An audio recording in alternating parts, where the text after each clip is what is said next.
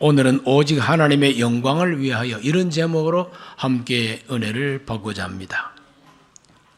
507년 전 종교개혁이 시작된 그때부터 이 개혁가들은 한결같이 부르짖는 그들의 개혁의 핵심 주제들이 있었습니다.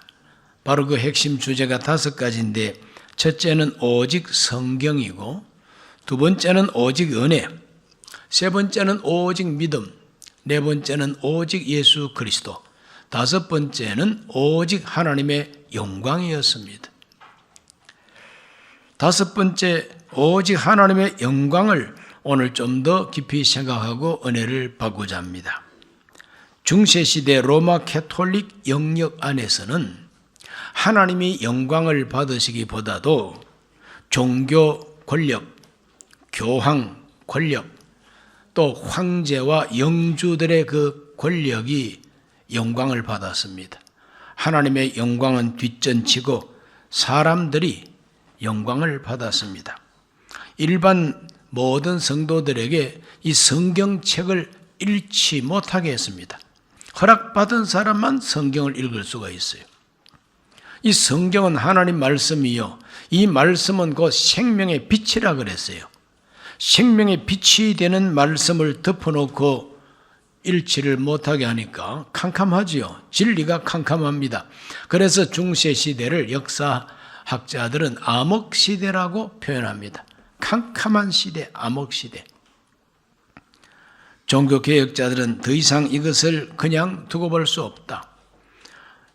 그래서 교황의 권세와 황제와 영주들의 권세가 영광을 다 차지하고 하나님의 영광을 드러내지 못하는 이 현실을 개탄하면서 개혁의 기치를 높이 들게 되는 것입니다. 오직 하나님의 영광만이 최고의 영광이요, 오직 하나님이 영광을 받으셔야지 사람이 하나님의 영광을 훔치거나 도둑질하거나 하나님의 영광을 독차지할 수가 없다는 겁니다. 하나님이 영광을 받으셔야 된다는 것입니다. 마땅하고 정당한 말이죠. 오늘 읽은 이 말씀 바울이 말합니다. 그런즉 너희가 먹든지 마시든지 무엇을 하든지 다 하나님의 영광을 위하여 하라 그랬어요. 초대교회는 이와 같이 하나님의 영광을 위해서 하라고 하는 이 말씀 속에 모든 뜻이 다 담겨 있습니다. 무엇을 하든지, 이것은 사람이 살아가는 인생의 모든 영역을 다 가리킵니다. 결혼생활, 가정생활, 인간관계, 정치, 경제생활, 문화생활, 그리고 건강한 생활, 이 모든 영역 속에 하나님의 영광을 위하여 하라, 하나님의 영광을 추구하라 이 말이죠. 장사하는 사람들도 돈 벌기에만 급급하지 말고 하나님의 영광을 추구하는 장사꾼이 되라는 겁니다. 운동하는 사람, 무예를 연마하는 사람들도 그냥 사람 죽이는 연습하지 말고 무도가 있지 않느냐, 무예를 닦는 도가 있다는 겁니다. 그러므로 하나님의 영광을 추구하는 게 바로 그겁니다. 태초에 도가 있으니라. 바로 이 도가 로고스입니다. 이 말씀 속에 생명의 빛이 있다 그랬어요. 바로 이 말씀이 하나님이라 그랬어요. 말씀의 영광은 하나님의 영광이고, 덮어두지 말고 이 책 읽고 성경이 말하는 대로 하나님의 영광을 추구하라. 이것이 바로 개혁자들이 주장했던 신앙의 핵심 주제였던 것입니다. 사도 바울은 로마서 11장 36절에서 이렇게 말합니다. 이는 만물이 주에게서 나오고 주로 말미암고 주에게로 돌아갑니다. 그에게 영광이 세세히 있을지어다. 아멘. 영광은 주인 되신 분에게 돌려야 된다는 겁니다. 모든 만물이 주로부터 나오고 주로 말미암고 결국은 주께로 돌아가는 것이 만물인데, 그러므로 이 만물의 주인은 하나님, 그 하나님의 영광을 위해서 살아야 마땅하다는 것이죠. 오늘 우리 모두가 다 살고 죽는 모든 문제, 결국 저와 여러분 다 돌아갑니다. 어디로 돌아가느냐? 하나님 앞으로 돌아가게 되어 있습니다. 믿지 않은 사람들도 돌아가셨다고 표현합니다. 어디로 가셨는지도 모르고 돌아가셨대요. 그러나 진리를 아는 우리는 분명히 압니다. 하나님 앞으로 돌아가신 거예요.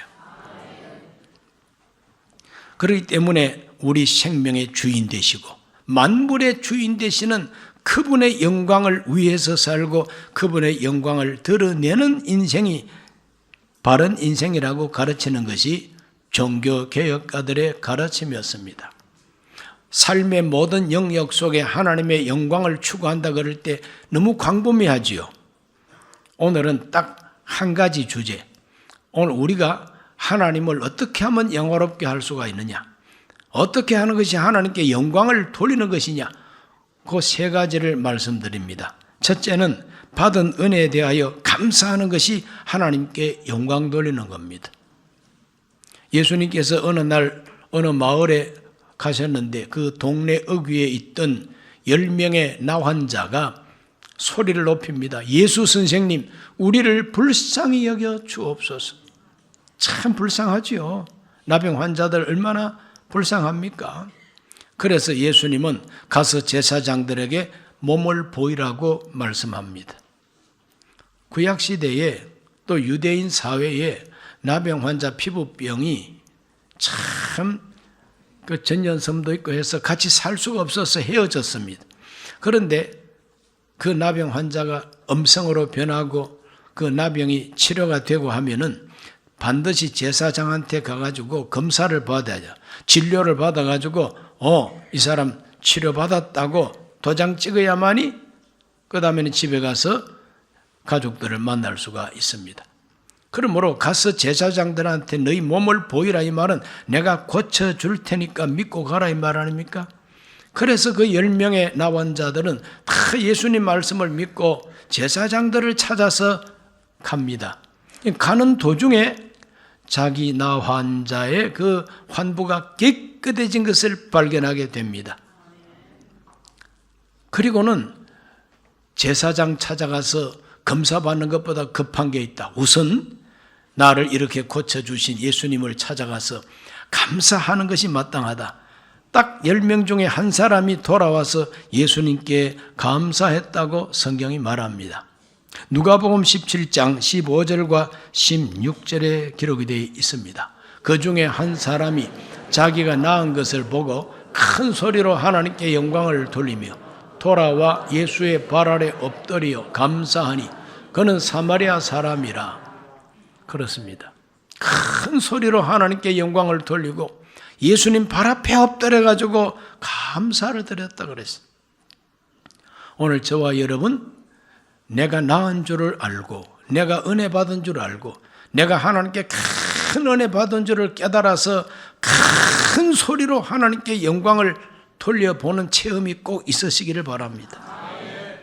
날이면 날마다 입국 다물고 그렇게 있지 말고 하나님이 나한테 이런 은혜를 베풀어 주셨구나, 그것을 가만히 있지 말고 큰 소리로 하나님 앞에 뭐 노래를 하든지 찬송을 하든지 춤을 추든지 비명처럼 괌을 지르든지 간에 하나님 앞에 영광을 돌리시기를 바랍니다. 그런데 하나님께 영광 돌리는 그 방법 중에 딱 감사할 때에 감사했다 그랬어요. 예수님 앞에 엎드려서 감사했습니다. 엎드려 감사하는 것 자체가 하나님께 영광을 돌리는 것이라고 예수님께서 말씀하십니다. 누가복음 17장 17절에서 18절입니다. 예수께서 대답하여 이르시되 10사람이 다 깨끗함을 받지 아니하였느냐? 그 9은 어디 있느냐? 이 이방인 외에는 하나님께 영광을 돌리러 돌아온 자가 없느냐 하시고, 사마리아 사람이 큰 소리를 막 부르짖으면서 영광을 돌리고 감사를 할 때 예수님께서 평가를 어떻게 하시느냐? 돌아와서 하나님께 영광 돌리는 사람이 이 사람 한 사람밖에 없느냐 그랬습니다. 그러므로 저와 여러분이 돌아와서 엎드려서 감사하면 이것이 바로 하나님께 영광 돌리는 것이다 이 말이죠. 주일이 어떤 의미가 있습니까? 지나간 한 주간 동안에 베풀어 주신 하나님의 은혜를 깨닫고 발견하고 자기가 은혜 받은 것을 보고 큰 소리로 하나님께 영광 돌리면서 이 성전이 예수님의 발이다, 예수님께서 계신 곳이다 생각하고 엎드려서 하나님께 감사하는 예배가 그 진짜 예배인 것입니다. 그 예배가 바로 하나님께 영광을 돌리는 예배인 것입니다. 오늘 이 주일이 바로 그 주일이 되시기를 바랍니다. 혹시 주일 안 지키면은 하나님께서 가만 안 두실 거야. 괜히 막 무서워가지고 하나님 앞에 매 안 맞으려면 주일을 성수해야 돼. 이렇게 율법적으로 하나님을 두려워하는 마음으로 주일을 지키는 것은 하나님께서 별로로 생각합니다. 받은 바 은혜가 너무 감사해서 하나님 앞에 엎드려서 감사를 고백할 때에 하나님이 기뻐하시고 영광을 받으신다 그랬어요. 오늘 이 주일이 그렇게 되시기를 바랍니다. 돌아와서 감사하고 영광 돌리는 그 사람에게 예수께서 하신 말씀은 누가복음 17장 19절에서 그에게 이르시되 일어나 가라, 네 믿음이 너를 구원하였느니라 하시더라. 일어나 가라, 이 말은 힘을 주시는 말씀입니다. 내가 함께 하고 내가 도와주겠다는 약속과 함께 일어나서 가라고 하는 것입니다. 오늘 모두가 다 주일 예배 잘 드리고 일어나 가시기를 바랍니다. 힘을 얻어 가시기를 바랍니다. 은혜를 깨닫지 못하면 영광을 돌릴 수가 없습니다. 깨달아야 영광을 돌릴 수가 있습니다. 깨닫기 시작하면 참 감사할 것이 너무나 많습니다. 손과 발이 멀쩡한 거 감사하시기를 바랍니다. 열 손가락이 다 자유자재로 움직이지는 거, 이게 당연한 것 같지만 이게 하나님의 은혜예요. 걸어갈 수 있는 것이 하나님의 은혜입니다. 계단 밟고 올라갈 수 있는 것도 하나님의 은혜입니다. 두 눈이 멀쩡한 거 감사하셔야 돼요. 목사님 가운데 한 분이 백내장 수술을 받고 주일 설교도 못하시고 집에 계세요. 백내장 수술을 하는데 아주 그냥 얇게 뭔가 수술을 하시고 여기다가 렌즈를, 아주 얇은 렌즈를 이렇게 눈에다가 부착을 하는데 그 렌즈 값 하나가 500만 원이라고 그래요. 그러면 렌즈 값만 2개 합하면 벌써 1000만 원이고 수술비 포함해서 보통 수술비가 아니에요. 그리고 한 2달 동안은 머리도 못 감고 화장도 못하고 세수도 못하고, 얼마나 정말 불편한지. 잠잘 때는 안대를 하고 자야 되고 몸부림도 치면 안 되고 눈에 충격이 오면 안 되고, 그렇기 때문에 두 눈 멀쩡하게 떼고 가끔 째려보더라도 이 눈이 멀쩡한 거 이거 감사하시기 바랍니다. 돈 벌었어요. 최하 1000만 원 벌었어요. 오늘 이렇게 우리가 가만히 생각하면요, 감사할 게 너무 많아요. 내 몸뚱아리 하나만 하더라도 막 감사할 게 천재입니다. 날마다 화장실에 가서 배설 잘 하시는 거, 그거 감사해야 됩니다. 아무리 내 보낼라도 안 나가. 이게 내가 너무 좋은가 봐. 안 나가면은요 그렇게 괴로울 수가 없어요. 그러므로 잘 잡수시고 잘 내보내는 거, 이거 감사할 일입니다. 이게 당연한 거 아닙니다. 그러므로 이 당연한 것이 아니라 하나님께서 보살펴 주신 은혜다, 하나님이 지켜주시는 은혜다, 이런 걸 발견하고 자각하고 깨닫게 되면 왜 감사가 안 나옵니까? 그러므로 하나님 앞에 받은 은혜를 감사하는 것이 하나님께 영광 돌리는 것이 됩니다. 두 번째로는 무엇이냐? 하나님께서 하라고 하신 일, 사명을 이루는 충성이 하나님께 영광 돌리는 일입니다. 예수께서 요한복음 17장 4절에서 이렇게 기도를 하셨습니다. 아버지께서 내게 하라고 주신 일을 내가 이루어 아버지를 이 세상에서 영화롭게 하였사오니. 예수님 마지막 기도입니다. 마지막 기도입니다. 이 마지막 기도에 예수님께서는 아버지께서 내게 하라고 하신 일이 있다는 거예요. 하라 하신 일, 그게 사명 아닙니까? 그 일을 내가 이 세상에서 이루었다는 겁니다. 내가 이 세상에서 하라고 하신 일을 이루어서 아버지를 영화롭게 하였습니다. 하나님 아버지를 영화롭게 하는 것은 시킨 일, 하라 하신 일을 이루어 드리는 충성인 것입니다. 그것이 하나님을 영화롭게 하는 일입니다. 우리 하나님께서 독생자 예수님께 하라 하신 일이 뭡니까? 독생자 예수님께 하라 하신 일은 다른 거 아닙니다. 네가 가서 죽으라. 죄인들을 대신해서 네가 죽어야 한다. 죄인들의 죄를 속죄하기 위하여 너는 속죄 제물처럼 대신 죽으라는 것이 하나님이 하라 하신 일입니다. 여러분 참 엄숙하네요. 하나님이 죽으라고 보냈어요. 독생자를 죽으라고 보냈어요. 안 죽으면 안 돼요. 반드시 죽어야만 합니다. 왜? 선악과를 따먹는 날에는 반드시 죽으리라 그랬으니 그 반드시 죽어야 하는 그 죽음을 대신해서 죽어야 하니 반드시 죽어야 되잖아요. 예수님은 육신을 가진 존재라서 죽기 싫었어요. 이 잔을 옮겨 주옵소서. 그러나 나의 원대로 마시옵고 아버지 원대로 되기를 바라나이다. 아버지가 원하는 게 뭡니까? 네가 죽어야 된다는 거예요. 그래서 십자가에 못 박혀서 죽기까지 복종하신 분이 예수님이고 십자가에서 죽으실 때 마지막으로 하신 말씀이 내가 다 이루었다 하고 죽으셨어요.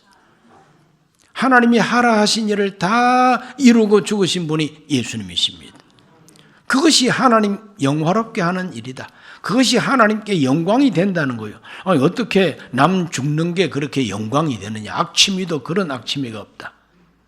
아닙니다. 하나님의 뜻이 저와 여러분을 구원하기 위하여 저와 여러분의 죄와 허물과 죽음과 저주와 지옥을 다 용서하고 없애기 위하여 독생자가 오셔서 내 모든 허물, 죄, 지옥까지 짊어지고 죽으셨다. 그의 죽으심이 우리에게는 생명이 된다는 겁니다. 이것이 하나님의 뜻입니다. 하나님이 하라 하신 일입니다. 이것을 예수께서 다 이루셨어요. 그렇게 다 이루시니까 우리 하나님 아버지는 과연 내 아들이다. 너는 다시 부활하고 내 오른편에 앉아라. 그래서 죽으신 예수를 부활하게 하시고 하늘에 올림을 벗게 하시고 하나님 우편에 앉게 하시고 장차는 세상을 심판하러 오실 분이 되셨어요. 할렐루야. 하나님은 하라 하시는 일이 있다는 거예요. 아버지께서 내게 하라고 하신 일, 저와 여러분도 마찬가지입니다. 하나님이 저와 여러분에게 하라고 하신 일이 있어요. 그게 뭐냐면은 우리 인간의 책임이요. 자기의 직분에 대한 사명입니다.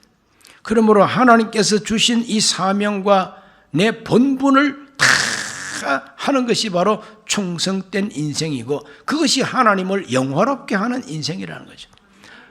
손들고 하나님 한 번 감사합니다, 찬양합니다, 막 부흥회를 하고 은혜 받는다고 막 싹 가도질을 하면서 그냥 영광을 돌리는 한 번으로 끝나는 게 영광 돌리는 게 아닙니다. 일생을 두고 하나님이 하라 하신 일을 이루는 충성된 인생이 하나님을 영화롭게 하는 일이에요. 인정하시면 아멘 하십시오. 그래서 오늘 우리들은 하나님이 독생자에게도 하라 하신 일이 있는 것처럼 나한테도 하라 하신 일이 있다고 하는 걸 자각하셔야 되는 거죠. 결혼했으면은 아내, 남편 책임져야 되지 않습니까? 그걸 성실하게 잘 충성스럽게 감당해야 되지 않아요? 자기 기분에 안 맞다고 훌끄덕하고 가정을 버리고 안 됩니다. 하나님께 영광을 돌리는 것은 책임을 끝까지 감당하는 것입니다. 자기에게 주어진 사명을 끝까지 충성하는 것입니다. 그래서 사도 바울은 디모데후서 4장 7, 8절에서 이렇게 말합니다. 나는 선한 싸움을 싸우고 나의 달려갈 길을 마치고 믿음을 지켰으니 이제 후로는 나를 위하여 의의 면류관이 예비되었으므로 주 곧 의로우신 재판장이 그날에 내게 주실 것이며 내게만 아니라 주의 나타나심을 사모하는 모든 자에게도니라. 아멘. 내 일생 다 살고 나면 재판장 앞에 선다는 걸 잊지 마시기를 바랍니다. 내 일생 다 살고 나면 의로우신 재판장 앞에 가서 재판을 받는데 달려갈 길을 잘 끝까지 잘 마치고 믿음을 끝까지 지키고 선한 싸움을 싸운 사람은 의의 면류관을 받는다. 큰 상을 받는다는 것. 이것이 하나님이 시킨 일, 하나님이 하라 하신 일에 대한 성실한 모습인 것입니다.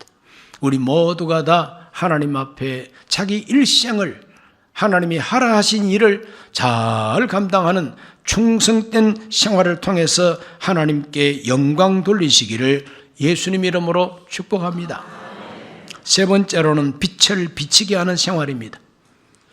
빛나는 생활, 빛을 비추어 주는 생활, 이것이 하나님께 영광이 된다고 그랬습니다. 마태복음 5장 16절에서 예수께서 말합니다.